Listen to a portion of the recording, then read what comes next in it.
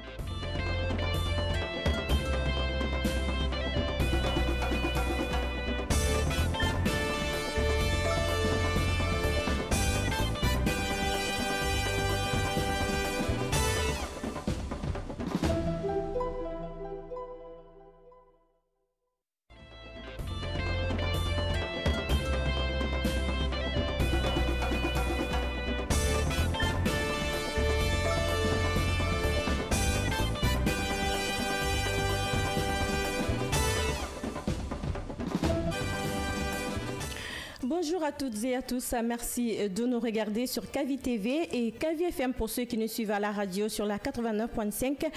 Bienvenue dans Le Scanner, votre émission d'analyse et de décryptage. Ce matin, nous mettons sous la loupe un sujet fondamental, vous le savez, le projet de nouvelle constitution. Alors que la campagne référendaire bat son plein à Conakry et à l'intérieur du pays, nous vous proposons une lecture attentive de 10 articles majeurs de ce texte fondateur. Pour nous éclairer sur leur portée sociale et politique, nous accueillons un invité de marque, le sociologue consultant politique Mahmoud Touré, que nous remercions vivement d'être avec nous ce matin. Enfin, en dernière partie, nous vous amènerons sur le terrain avec des vidéos exclusives recueillant les échos de la campagne référendaire dans différentes régions du pays.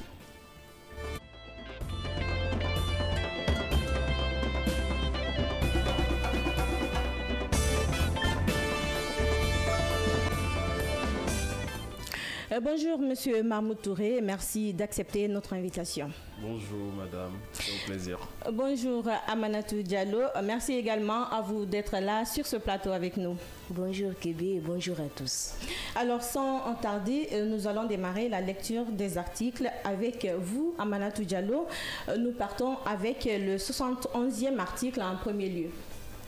La vacance de la fonction du président de la République est consécutive au décès, à la démission et à la destitution ou à toute autre cause d'empêchement définitif du président de la République. En cas de vacance de la fonction du président de la République, la Cour constitutionnelle est saisie par le président de l'Assemblée nationale de sa propre initiative ou à la demande de la majorité absolue des députés qui la composent. La Cour constitutionnelle déclare la vacance de la fonction du président de la République lorsqu'elle constate le décès, la démission, la destitution ou lorsqu'elle constate l'incapacité physique ou mentale permanente du président de la République sur la base du rapport du collège J'y arrive multidisciplinaire de médecins a cerné qu'elle institut ou toute autre cause d'empêchement définitif. Article 72. En cas de vacance de la fonction du président de la République, l'intérim est assuré par le président de l'Assemblée nationale ou en cas d'empêchement de celui-ci, le président du Sénat. Le président intérimaire ne peut se porter candidat à la prochaine élection présidentielle. Le président de l'Assemblée nationale ou en cas d'empêchement de celui-ci, le président du Sénat prête immédiatement serment dès la constatation de la vacance de la fonction de président de la République. Le président de la République par intérim prête serment conformément à l'article 59. Une nouvelle élection présidentielle est alors organisée dans le délai de 60 jours au moins et de 120 jours au plus, à compter de sa prise de fonction dans les conditions définies par l'article 46 et 56. Le président de la République par intérim peut dissoudre l'Assemblée nationale, couvrir au référendum, initier la révision de la Constitution, exercer le droit de grâce, nommer aux emplois civils et militaires. Article 73. Les anciens présidents de la République prennent rang protocolaire immédiatement après le président de la République en fonction dans l'ordre de l'ancienneté de leur mandat. Ils peuvent être chargés de missions spéciales par le président de la République. Merci Amanatou Diallo pour cette lecture. Je me tourne vers vous, Monsieur Mahmoud Touré. Vous avez suivi le contenu de ces articles. Je m'en vais donc vous poser cette question. Quel est l'impact sociopolitique de la vacance de la fonction du président pour le pays et la vie sociale en Guinée? Merci Madame Kébé. La vacance, comme l'article 71, 72, 70, 71, 72 le dit, la vacance de la fonction de président de la République a un impact aussi bien social que politique. En parlant de l'impact social, cette vacance-là peut entraîner ce qu'on appelle l'instabilité politique. Et cette instabilité politique peut créer carrément un vide au niveau du pouvoir. Et ce vide du pouvoir peut mener à des tensions sociales et des conflits, chose qu'on ne souhaite pas. Deuxième élément, la vacance du pouvoir de la présidence de la République peut entraîner ou engendrer aussi une certaine incertitude économique pour le pays, qui risque de décourager les investisseurs aussi bien nationaux qu'étrangers. Et c'est ce qui peut affecter non seulement les différents emplois, et affecter aussi la croissance économique du pays. Troisième élément, cette vacance peut entraîner aussi tout au long partout au pays une certaine mobilisation sociale accrue. Et cette mobilisation peut être la cause de certaines manifestations ou des mouvements même de contestation de la part des différents citoyens qui vont se sentir ou qui se sentiront un peu beaucoup plus frustrés par l'absence de leur leader. Et cela peut exacerber ou ces citoyens peuvent exiger même des élections ou des réformes tout de suite. Et je pense que l'article 72 nous fait comprendre cela que en constatant la vacance du pouvoir, le président intérimaire doit automatiquement organiser les élections. C'est, je crois, 60 jours au moins et 120 jours au plus. Et cette vacance du pouvoir, toujours l'impact social peut affecter la gestion même des services publics. En parlant de gestion de services publics, je vais faire allusion au niveau de la santé, l'éducation et la sécurité. Et les décisions même très importantes peuvent être aussi retardées au niveau du pays. Et c'est l'ensemble de tout ça qui peut nuire à la qualité de vie et des citoyens en Guinée. Pour terminer au niveau de l'impact social avant l'impact politique, il faut dire que la vacance du pouvoir peut aussi créer beaucoup plus de divisions sociales et ethniques. Donc en d'autres termes, une vacance du pouvoir peut également être perçue comme aussi une opportunité pour initier des réformes politiques et institutionnelles si la transition est mieux gérée de façon pacifique et puis inclusive. D'un autre côté, le deuxième aspect, c'est l'impact politique. Comme je l'ai dit tout à l'heure, l'impact politique de la vacance du pouvoir, c'est ce vide politique-là. Et cela peut entraîner des luttes internes entre les différents groupes politiques ou des partis politiques qui peuvent créer l'incertitude politique au niveau du pays. Donc cela peut ouvrir des voies à une transition politique. Et quand la transition politique est ouverte, selon les circonstances, ça peut être une opportunité pour des réformes démocratiques, mais peut conduire à un coup d'État, chose qu'on ne souhaite pas en République de Guinée, ou à des gouvernements de transition non démocratique. Toujours dans l'aspect politique, il faut dire que la vacance du pouvoir peut ralentir des prises de décision et l'exercice même des politiques publiques. Et les institutions gouvernementales peuvent être paralysées en affectant la mise en œuvre des programmes sociaux de base et économiques. Et enfin, cette vacance du pouvoir, son impact sur l'aspect politique, ça peut affecter les relations entre la Guinée et les autres pays ou certaines organisations internationales. Et les partenaires étrangers peuvent, à la suite de cette vacance, adopter une position d'attente ou bien imposer des sanctions. Donc cela selon les manières dont la situation est gérée en fonction de la vacance du pouvoir. Donc c'est un peu ce qui peut arriver quand on constate la vacance du pouvoir à travers peut-être le décès, la démission ou la destitution du président de la République. Ils sont nombreux, ces impacts. Alors, quel regard portez-vous sur ces articles en lien avec les attentes actuelles de la société? Écoutez, quand cela arrivera, ces 3 articles, la population s'attend à beaucoup de choses. La population s'attend à ce que la transition en cas de vacance du pouvoir soit gérée de manière à éviter toutes sortes de chaos et de chocs et de maintenir la paix. La population a besoin de paix, la population a besoin de sérénité, de sécurité. Les citoyens espèrent que le processus de succession en cas de vacance du pouvoir se fasse de façon transparente et que les acteurs politiques agissent aussi avec une certaine intégrité et légitimité, sans abuser le pouvoir ni manipuler le pouvoir. Un autre aspect, les attentes de la population, c'est la protection des droits de l'homme et de la liberté fondamentale durant la période de la vacance du pouvoir, donc la période transitoire, avec un engagement à éviter toutes sortes de représailles et de violations ou de violences.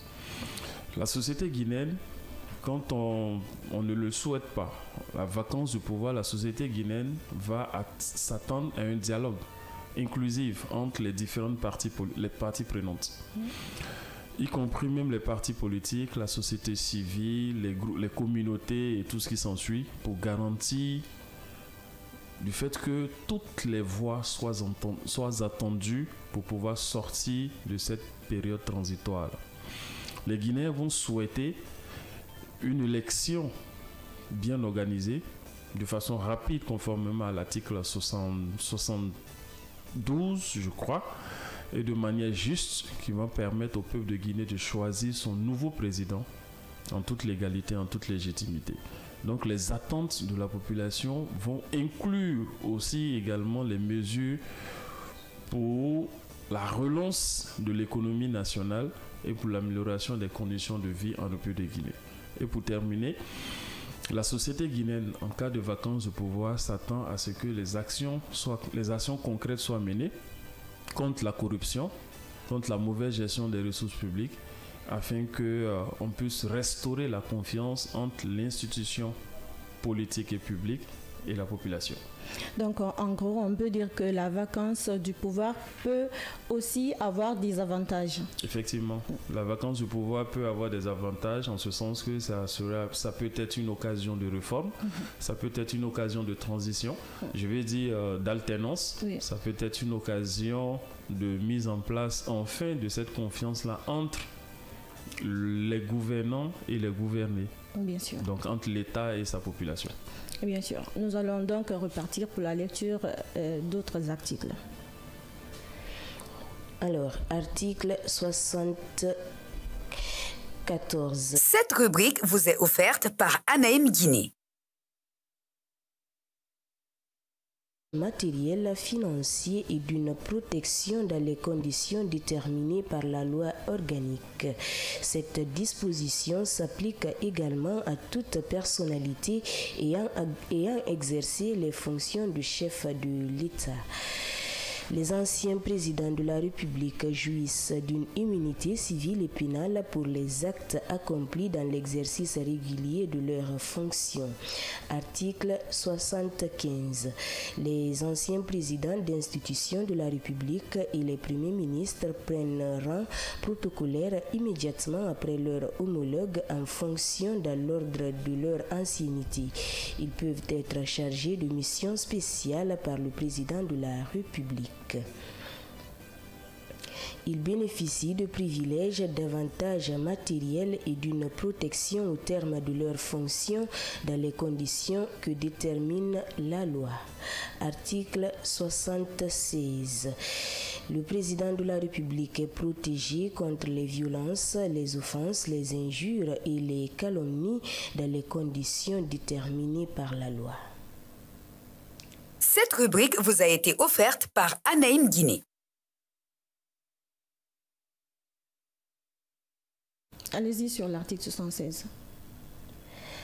Alors maintenant, l'article 77. 16, c'est bon.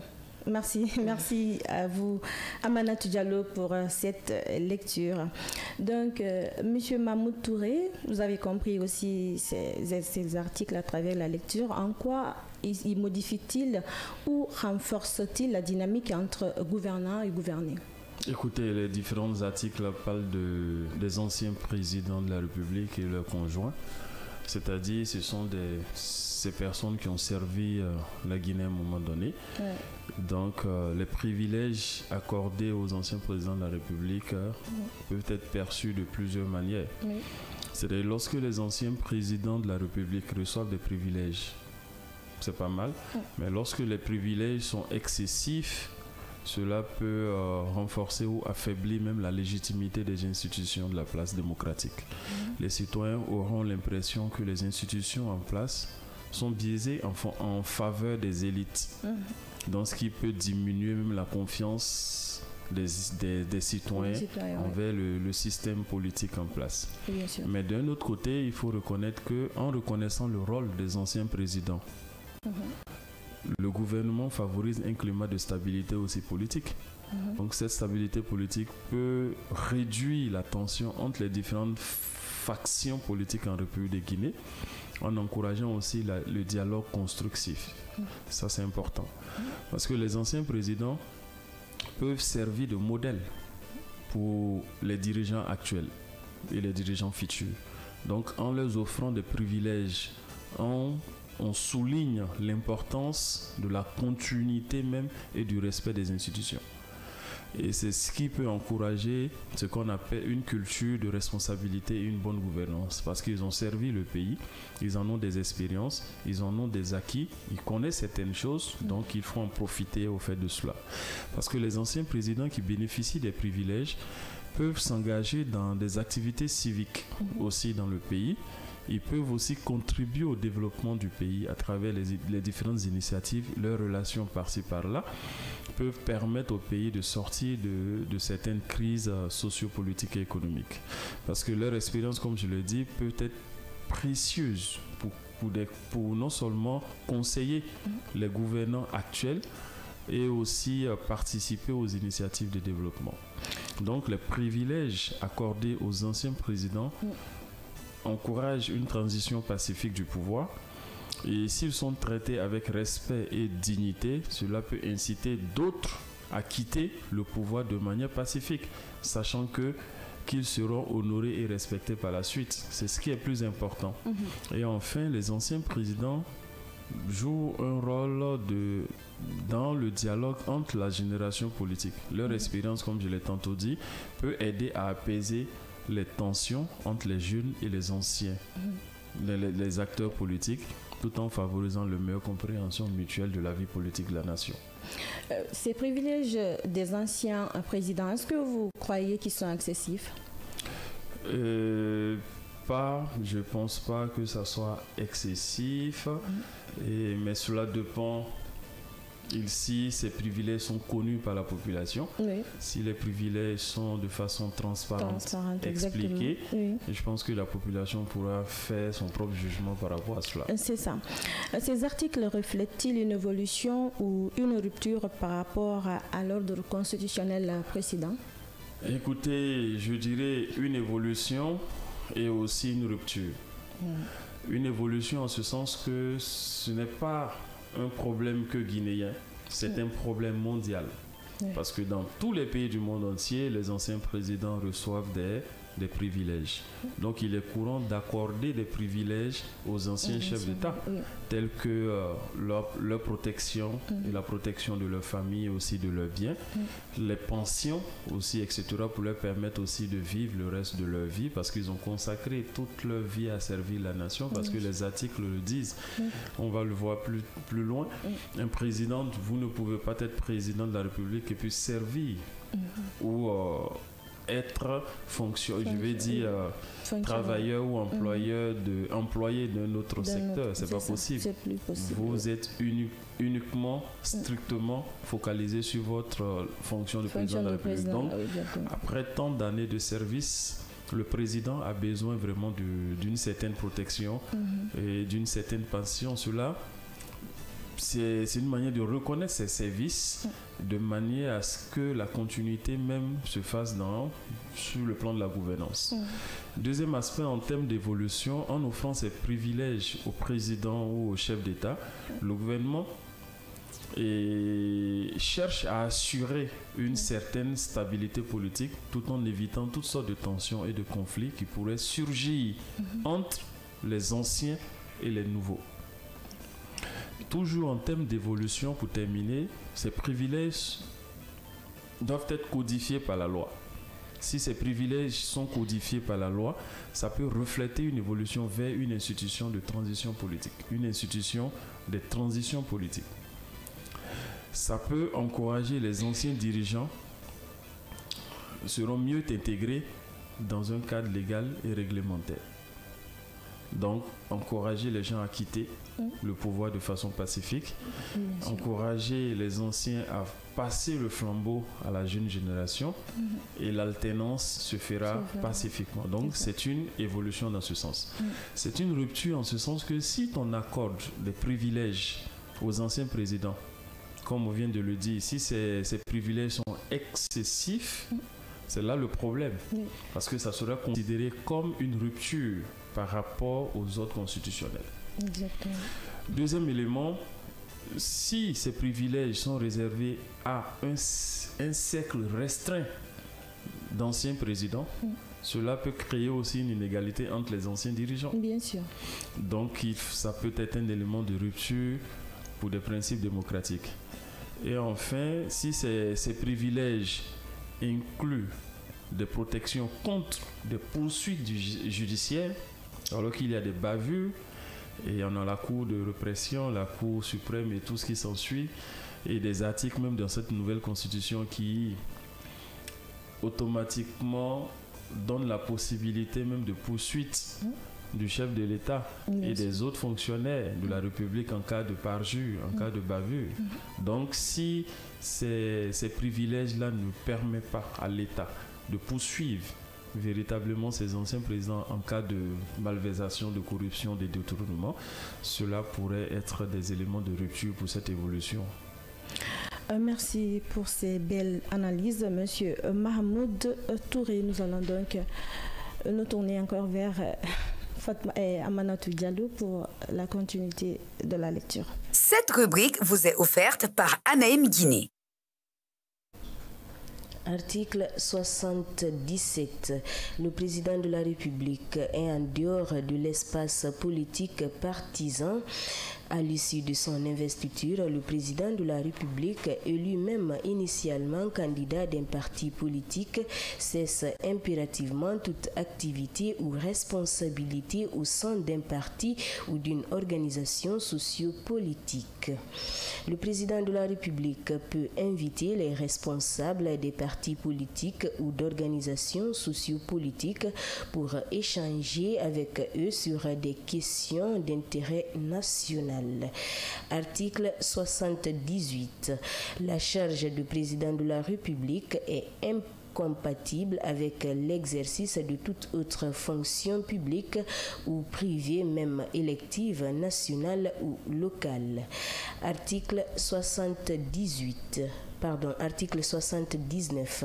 Le président de la République, durant son mandat, ne peut ni lui-même ni par l'entremise d'un membre de sa famille ou d'un tiers acheter ou obtenir un bien de l'État. Il ne peut ni lui-même ni par l'entremise d'un membre de sa famille ou d'un tiers prendre part au marché public des administrations ou institutions relatives ou institutions relevant de l'État ou soumises à son contrôle. La loi fixe la liste des autres titulaires de fonctions soumises aux dispositions du présent article.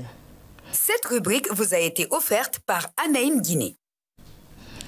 Monsieur Mahmoud Touré, selon vous, quel impact ces articles pourraient-ils avoir sur les rapports sociaux ou les équilibres institutionnels ? Écoutez, ces articles sont très intéressant à le lire parce que automatiquement, ça nous permet de comprendre que le président de la République, dans son exercice du pouvoir exécutif, est interdit de mener toute autre activité. Et le président de la République, une fois président de la République, vous êtes le président de la Guinée et non le président de ton parti politique. Donc ces articles-là interpellent le président de la République, une fois au pouvoir, de se dissocier de son statut de président de parti politique et de président de la République. Donc désormais, il n'est plus président de parti politique. Ces articles-là, les entendre, on s'en rend compte que le président de la République aussi, au-delà de sa fonction de président, il doit se concentrer seulement que sur ça.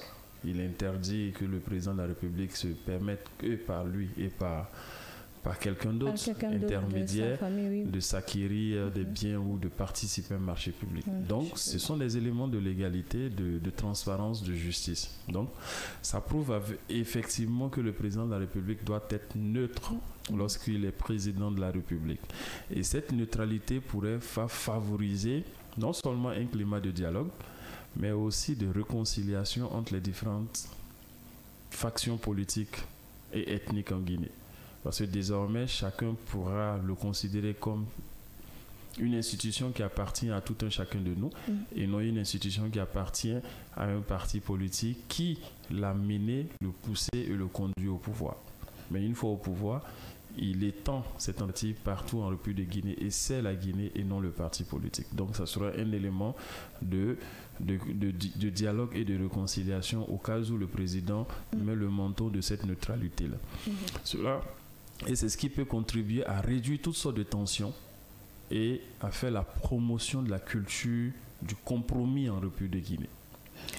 Deuxième élément, c'est que un président, la neutralité du président de la République, une fois au pouvoir, peut aider à stabiliser le paysage politique en République de Guinée. C'est un bon élément de stabilité du paysage politique en République de Guinée parce que ça va éviter toutes sortes de favoritisme. Et ça pourrait conduire à de conflits parce que le favoritisme conduit à des conflits internes au sein des partis et entre les différentes partis politiques en République de Guinée. Donc pour éviter ces conflits internes, cette neutralité du président de la République va créer beaucoup plus de neutralité.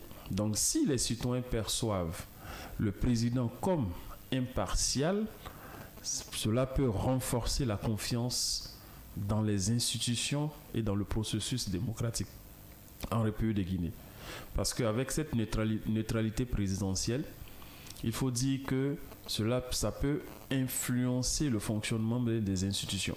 Toutes les institutions en République de Guinée seront neutres, impartiales et vont agir dans les règles du droit et des règles politiques. Donc un président qui ne favorise pas un parti politique ou un parti spécifique peut mettre un meilleur fonctionnement de la séparation même des différents pouvoirs et une plus grande indépendance des institutions judiciaires en République de Guinée.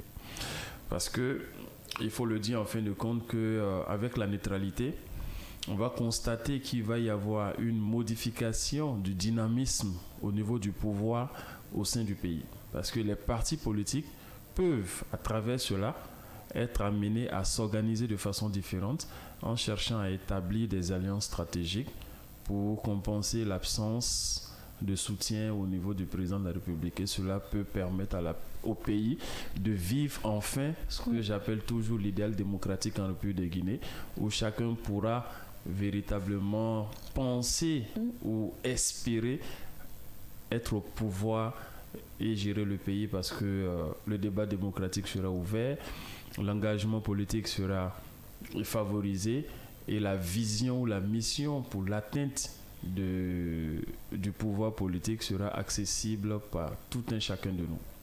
Alors, est-ce que vous pensez que ces agissements ont déjà existé quand le président de la République s'attribue d'un bien de l'État, de lui ou par intermédiaire de quelqu'un d'autre? Bon, écoutez, exister ou pas, je pense que cette nouvelle constitution vient mettre fin à tout ça. Vient mettre fin à tout ça pour éviter qu'on ne s'en serve pas. on ne profite pas oui, du pouvoir pour s'acquérir tout ce que nous voudrons. Et donc, ça vient mettre des limites, des barèmes, et ça vient, je vais dire, restreindre véritablement ces ambitions-là de chacun de nous qui voudront être au pouvoir. Et ça permet à chacun d'évoluer en fonction des règles en fonction des règles de droit. Ce qui fait que le président de la République a l'obligation de déclarer ses biens avant et après son mandat. Alors avant de continuer, nous allons permettre à Madame Amanatou Diallo de se retirer. Je pense que pour aujourd'hui, on est à la fin en ce qui concerne la lecture des articles de la Constitution. Merci à vous pour cette présentation des contenus de la Constitution. Merci Fatou Kébé, c'est un devoir. Oui. Nous allons continuer, M. Mahmoud Touré, avec cette autre question. Ces articles répondent-ils à une revendication sociale clairement exprimée dans les mouvements citoyens récents? Oui, les mouvements citoyens récents visent toujours à permettre au président de la République d'être aussi neutre. Tous les mouvements des citoyens, tous les mouvements politiques pousse ou vise à montrer au président de la République qu'il doit gérer le pays pour et avec tous les Guinéens.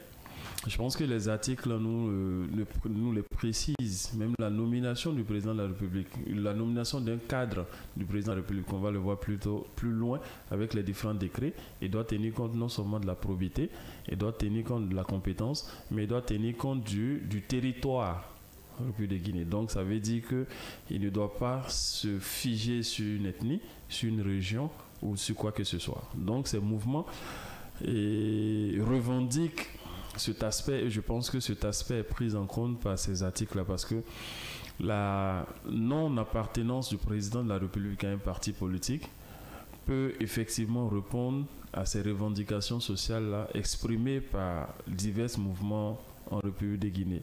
Parce que ces mouvements ont toujours plaidé pour une plus grande indépendance de l'institution politique appelée président de la République. Donc, en choisissant de ne pas s'affilier, je veux dire, à un parti politique, le président peut être perçu comme un symbole de rupture avec le système politique d'antan. Et le président sera considéré ou vu comme un acteur qui cherche à promouvoir une gouvernance plus inclusive et plus transparente.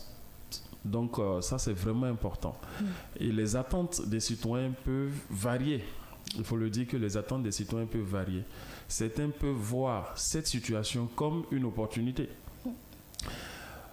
tandis que d'autres peuvent rester sceptiques quant à la capacité du président à répondre aux défis du pays sans le soutien de sa base politique. Donc c'est une opportunité pour certains, parce que c'est une occasion pour eux de profiter de certaines opportunités. C'est une occasion pour eux aussi d'espérer accéder à la magistrature suprême. Mais d'un autre côté, vu que le président de la République, ces articles-là même le disent, à part la candidature indépendante, il faut que nous soyons portés par un parti politique. C'est ce parti politique-là qui vous a permis d'être aujourd'hui là où vous êtes. Donc, en termes de démocratie participative, il y a un retour à l'envoyeur. Donc, si ce même président, étant président de la République, ne fait pas profiter l'exercice du pouvoir à ses partisans qui l'ont aidé, qui l'ont soutenu, je pense qu'à un moment donné, eux aussi, ils seront frustrés. Mais moi, je pense que de l'un ou de l'autre cas, le président de la République doit privilégier ce que j'appelle toujours la compétence. Il faut faire la promotion du capital humain, les ressources humaines. Donc, plus on fait la promotion de la compétence, plus ceux qui n'en ont pas, ils vont s'éclipser.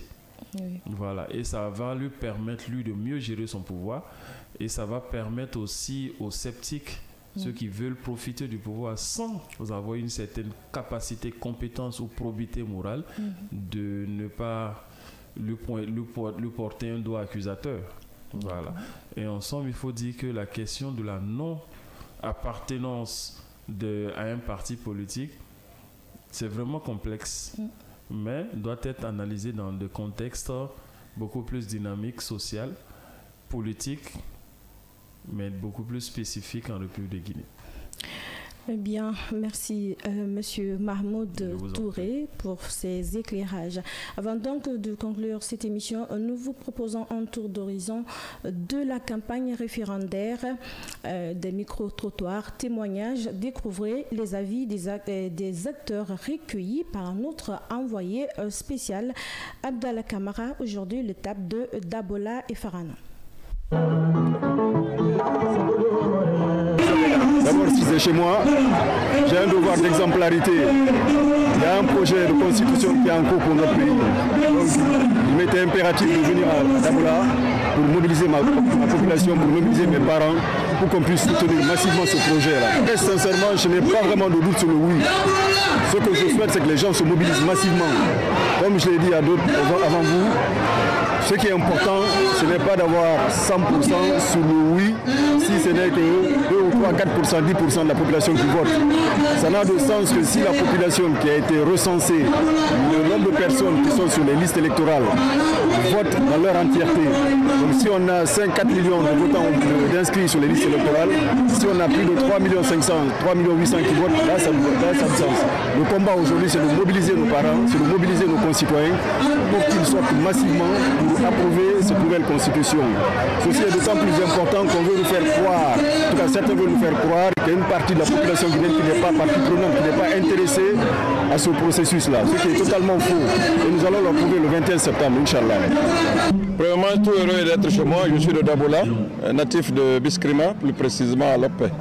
Donc vraiment, c'est une fierté de revenir chez moi avec mes collègues et mes amis et les autres membres qui sont venus avec nous pour venir faire une promotion et aussi une éducation pour encourager nos parents et leur montrer comment il faut voter pour leur constitution. Il faut se souvenir que cette constitution est pour nous-mêmes et pour la population. Donc c'est apolitique, c'est vraiment le règlement qui va nous coordonner pendant des années qui vont venir dans le futur. Tout ce que je demande, c'est la paix, l'ordre et la discipline le jour du 21 septembre pour le référendum. Ce qui est certain, Dabola fera 100% ou tout au moins 98% pour qu'on puisse dire que c'est la démocratie. Sinon, Dabola est prêt à faire 100%.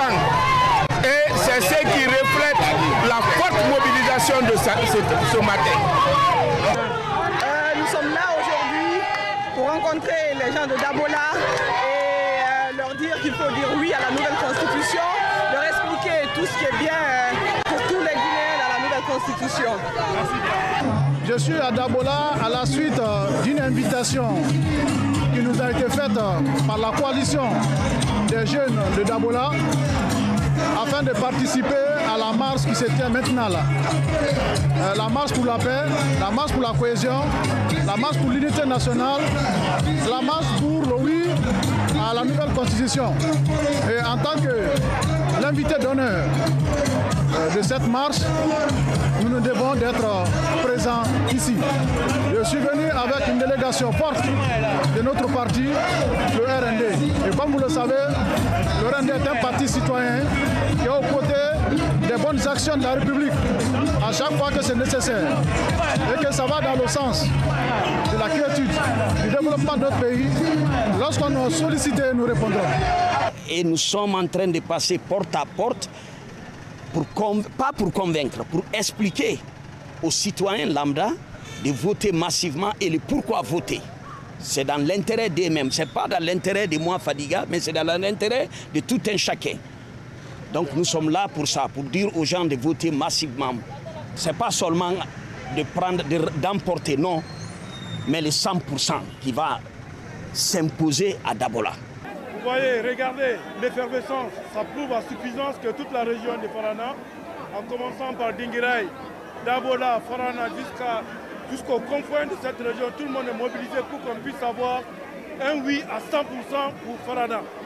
Vous regardez, il y a un travail colossal qui a été fait à l'amont, en commençant d'abord par des sensibilisations de porte à porte, pour que au prime abord que chaque citoyen de cette contrée retire sa carte d'électeur. Parce que c'est fondamental. pouvoir voter, il faut avoir sa carte d'électeur. C'est la raison pour laquelle les gens sont mobilisés. Et aujourd'hui, voyez vous-même ce qui est là. Toute la région de Farana est mobilisée pour qu'on puisse avoir un oui à 100%. Merci. C'est la région qui se retrouve autour de Farana qui fait aujourd'hui le lancement de la campagne référendaire. C'est dans ce cadre que nous sommes aujourd'hui à Farana pour participer à cette magnifique, gigantesque mobilisation qui est une démonstration de force pour dire que le oui est déjà acquis dans la région de Farana. Vous voyez vous-même la marée humaine qui a déferlé sur la ville de Farana. C'est pour vous dire qu'il n'y a pas l'ombre d'un seul doute. Au soir du 21 septembre 2025, le oui l'emportera très majoritairement dans l'ensemble du pays, mais aussi et surtout dans la région de Farana à laquelle j'appartiens.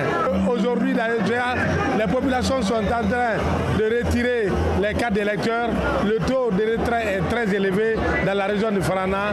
C'est pour dire que c'est le préalable à la victoire écrasante au soir du 21 septembre 2025. Donc, c'est pour dire que notre objectif, c'est d'abord de communiquer d'inviter les populations à continuer à faire le retrait des cartes, mais aussi, sans oublier, d'apprendre à nos concitoyens comment voter à travers les spécimens que nous avons distribués en grande quantité dans la région de Farana. Je vais parler de Farana, Kisugu, Dabola, Dingiray. Je suis honoré de me tenir devant vous aujourd'hui. Mon attachement à cette terre est profond. Une terre qui a vu naître mon identité et qui s'inscrit au cœur du glorieux Sankara. Ce lien personnel symbolise d'ailleurs un principe fondamental, l'attachement de chaque Guinéen à son territoire, une source inépuisable de fierté et de force. Farana est une terre à l'histoire riche et glorieuse. Son passé nous a enseigné le sens du courage et de la responsabilité. Aujourd'hui, l'occasion nous est donnée de montrer une fois de plus notre engagement pour l'avenir de notre nation. Ce référendum est notre moment de vérité. Il s'agit du premier pas crucial pour le retour à l'ordre constitutionnel. Référendum 100%. C'est l'opportunité de bâtir une fondation pour notre démocratie. Avoir des institutions stables et équitables, c'est aussi une étape essentielle pour une Guinée qui respecte ses lois et protège tous ses citoyens.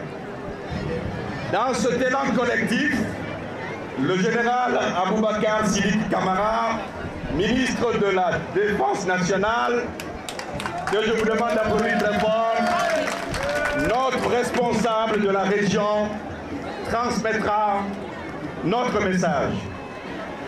Nous sommes solidaires de tous les Guinéens et notre vote sera un signal fort pour toute la nation. Le 21 septembre, soyons les premiers à montrer l'exemple.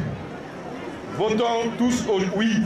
Votons tous oui. Votons tous oui. Votons tous oui. Ensemble, nous allons écrire le prochain chapitre de notre histoire. Vive Farana, vive la Guinée. Et que... Je voudrais ici pas tenir un discours en français.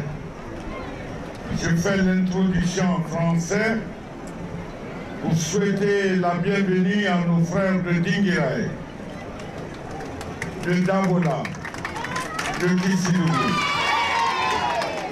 Merci pour votre déplacement. Sachez que nous ne pouvons faire de notre région une région de croissance que lorsque nous sommes unis.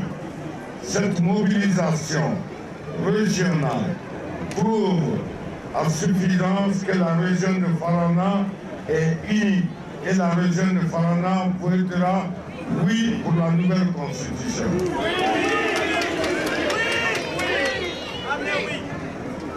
Il y a plusieurs raisons de voter oui pour cette nouvelle constitution. Voter oui pour la nouvelle constitution, c'est voter pour la paix et la sécurité.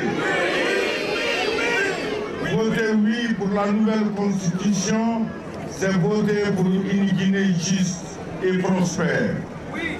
Voter oui pour la nouvelle constitution, c'est voter pour une Guinée émergente. Voter oui pour la nouvelle constitution, c'est voter pour une éducation sécurisée garantie pour la jeunesse. Voter oui pour la nouvelle constitution, c'est voter pour une vie familiale paisible avec une protection des femmes. Alors je compte sur la population de Farana, d'Ingirai, d'Abola, Kissigou, pour que, comme le 28 septembre 1958, Farana a eu 100% pour l'indépendance de la République de Guinée. Je voudrais, comme l'histoire bégaye toujours, que le 21 septembre 2025, que la région de Farana vote 100% oui pour la nouvelle constitution. Oui, 100% oui. Je voudrais que vous me permettez de parler sous notre langue nationale, puisque la nouvelle constitution stipule que le français est devenu notre langue de travail, de l'administration. Mais nos langues sont devenues nationales. Le malinké est national, le soussou est national, le peul est national, le guerçé est national, le kissi est national.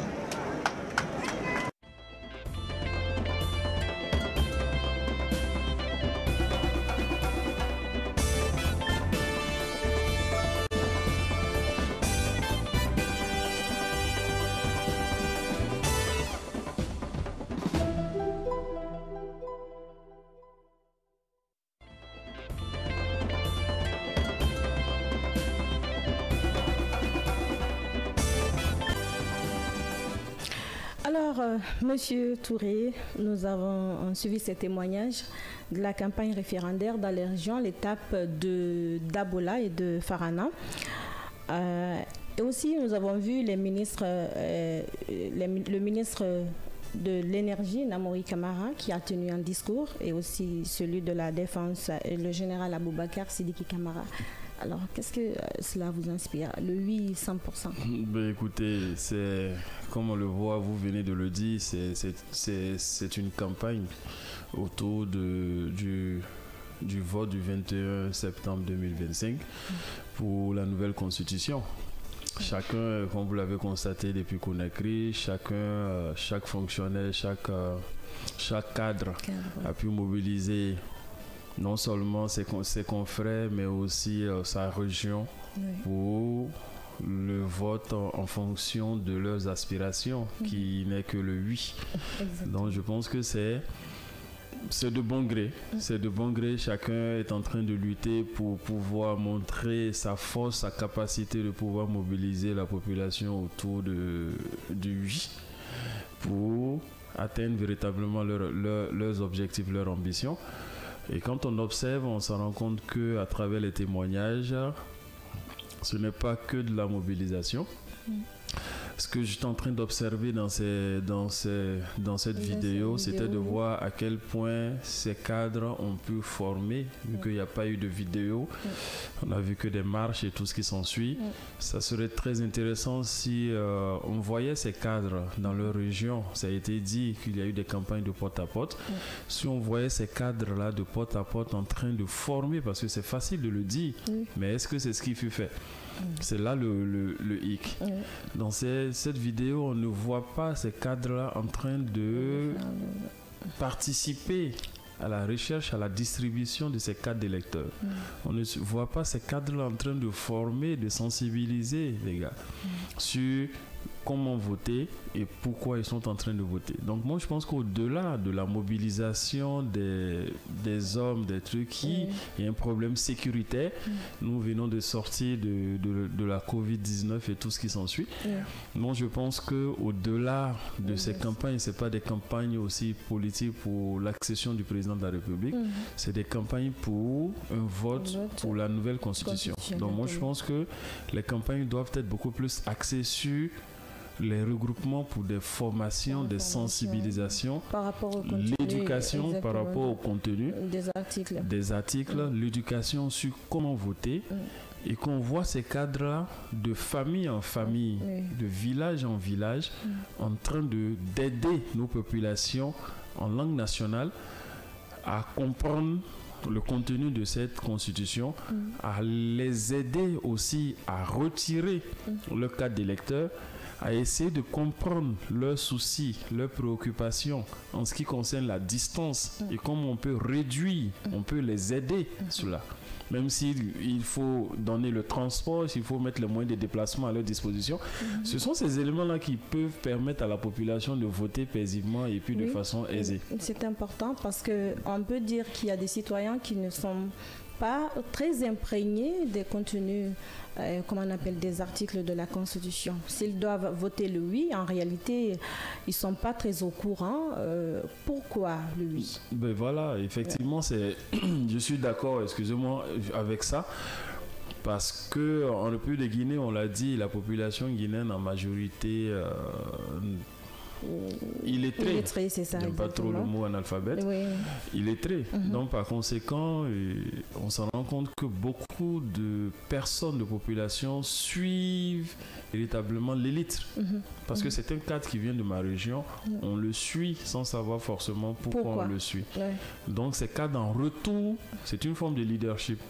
Quand la population vous suit parce que vous les inspirez, la population vous suit parce que vous les motivez. Exactement. La population vous suit parce que vous les influencez. Vous, en retour, vous devez être en mesure de leur donner une bonne orientation. Une bonne orientation en leur expliquant qu'ils acceptent ou pas. Voici le contenu de cette constitution dans la langue nationale. Voici ce que ça va nous apporter. Et s'ils sont d'accord, ils ont compris, bon écoutez, le 21 septembre, c'est le vote. Le vote, ça commence à telle heure. Pour pouvoir voter, est-ce que vous êtes inscrit sur la liste électorale? Est-ce que vous avez votre carte d'électeur? Si vous avez votre carte d'électeur, est-ce que vous savez comment voter? Être au courant de toute la procédure. Si vous savez comment voter, est-ce que vous avez les moyens, le jour de l'élection, à vous présenter dans les bureaux de vote? Est-ce que vous connaissez même votre bureau de vote? Donc, il y a tous ces éléments-là qu'il faut essayer de les apprendre.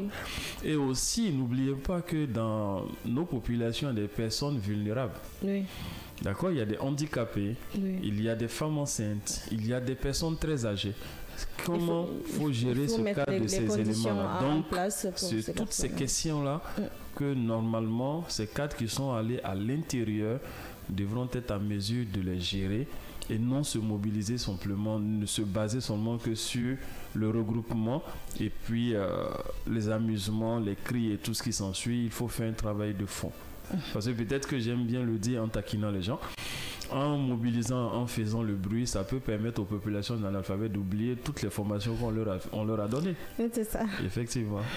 Alors, pas que la mobilisation, mais aussi permettre aux gens de comprendre exactement le contenu, toute la procédure du vote pour le scrutin référendaire.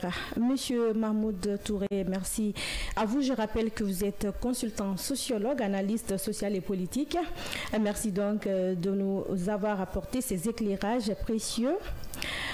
Nous sommes au terme donc de cette émission, votre émission d'analyse et de décryptage. Merci à vous, téléspectateurs, pour votre fidélité. Le débat constitutionnel est un moment essentiel dans la vie démocratique d'une nation. Informez-vous, débattez et surtout exprimez-vous dans les urnes. Rendez-vous très bientôt dans le scanner pour un nouveau regard sur l'actualité.